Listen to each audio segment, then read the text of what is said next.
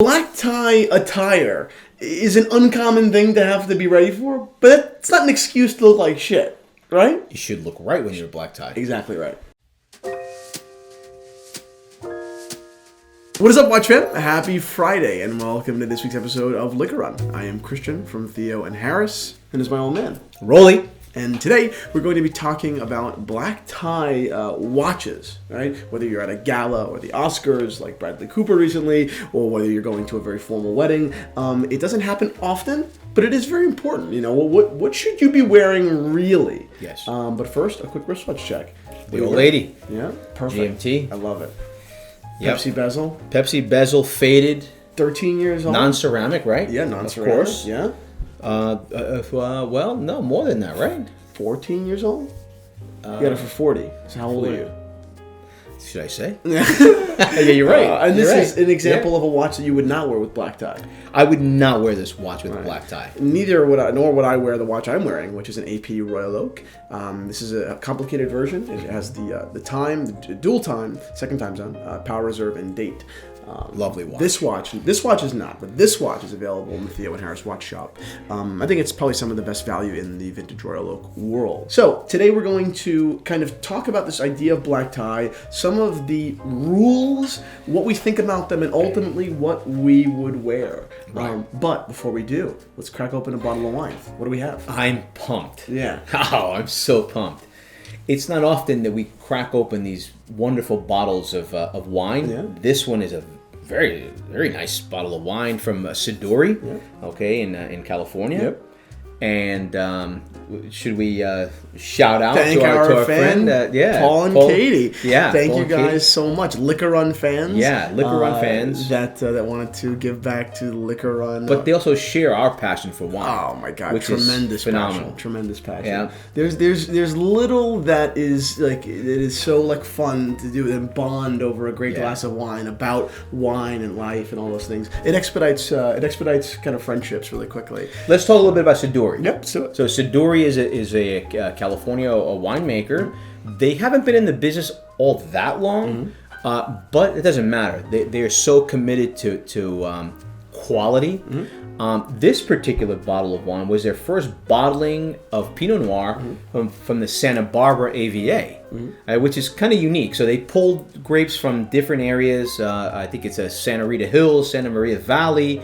And boom! This was 4.5 barrels of wine. That was their first production. Now they do a lot more. It's kind of funny. All right. Yeah. So I've never had this. You know, I'm a huge Pinot Noir fan. Yep. In fact, Paul, Katie, they share our passion of Costa Brown. Yes. And William Sellum. Yep. So let's see. Let's do it. All right, California Pinot. And Screw top. Screw top. Which means we're not getting laid.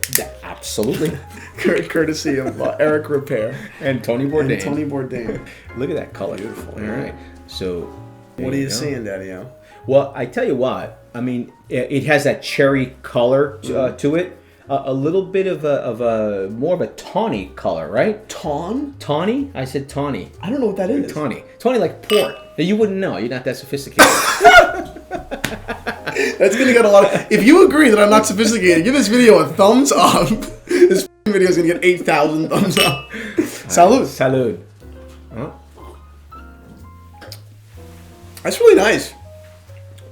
Oh, this is really nice. Yeah, it is. Wow, this is really nice. Oh yeah. Strawberries, man. Definitely. Yep. Absolutely. It's And a little tart too. Little tart. It's earthy too. And I love earthiness. You know that. I love barnyard. Yeah. I love, It's got some alcohol in there, right? It does, man. Yeah. It does. Wow. Oh.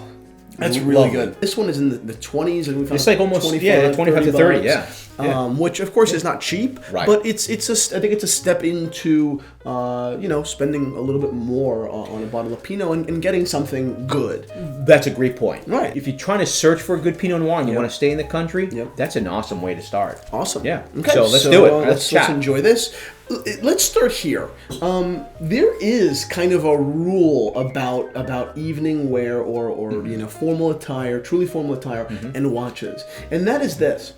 technically, whoever writes this rule says you're not supposed to even wear a watch with formal attire. The reason is because wearing a watch indicates that you care about the time and you are looking to leave, and it's rude to your host. This is stupid. I think that that's a dumb rule. I don't know who wrote that rule, but they sound boring. Okay, if I want to leave your party, it's not my watch that's going to tell you that. It's my smug attitude, and I'm telling my wife, like, let's out of here. Like, whether or not I'm wearing a watch is not indicative or not representative of whether or not I'm looking to leave. Right. How do you feel about this? Yeah. First of all, I think that's complete garbage. Yep. You wear the watch because it complements your entire outfit. Yep. Just like a shoe does, just like the shirt, just like the jacket does. It's more about it's an accessory. Yeah. And to me, the accessory should be slim. Mm-hmm. It should be minimalistic. Yeah. Agreed. Okay. And dressy. It's dressy. Not and dressy, a sport right? watch. No, it's not. Should not be a sports watch. I agree. Stay out. Get out if you're wearing a sport watch. We really don't have much respect for the rules. We're more about, kind of just abide by your style and everything like that. Now, there are people out there that do the opposite, do wear sports watches. Some people that are even of great style. Fabio Atanasio, who is we have mutual friends, a really, really cool guy, super stylish dude, has a great sunglass company, eyeglass company called the Bespoke Dudes. Mm-hmm. And I saw him post a photo fairly recently on Instagram, and he looked incredible. He looked he looked beautiful. But he was wearing this sports chronograph, and I said, oh, wow, in my opinion, someone who is so almost always immaculate and perfect, with this sports watch, it didn't jive. I thought he was wearing the quote-unquote wrong watch. Right. Of course, it comes down to your personal preference. Of course it does. It's not my personal preference, but I think it comes down to, empowering the wearer, right? Yes. Do you feel comfortable? Yes. Do you feel like your ensemble is who you'd like to look like or like to be? I don't want to be the guy in a chronograph with a bow tie. No. That says something to me that I don't like. Yes. I'm just not that guy. If you're in formal wear, Yep. to me that screams Cartier. Yep, I agree. It screams Tiffany. You have a beautiful Tiffany watch. Right, the Tiffany Atlas watch. Yeah, super slim. Super slim, black lizard strap, minimalist. Absolutely.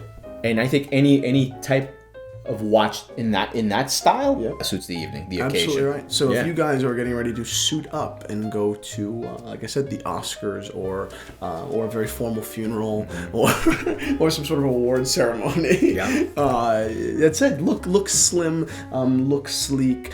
Don't be overstated. Don't be sporty, at least in my opinion, and have a blast. Before we sign off, guys, don't forget to watch today's recommended video. It's actually my analysis of Karl Lagerfeld's Audemars Piguet Royal Oak, all black, but really before all black watches were cool. That's it, guys. Thank you so much. Salud. Cheers. Dad, you need a refill. Oh my God, we sacrilege.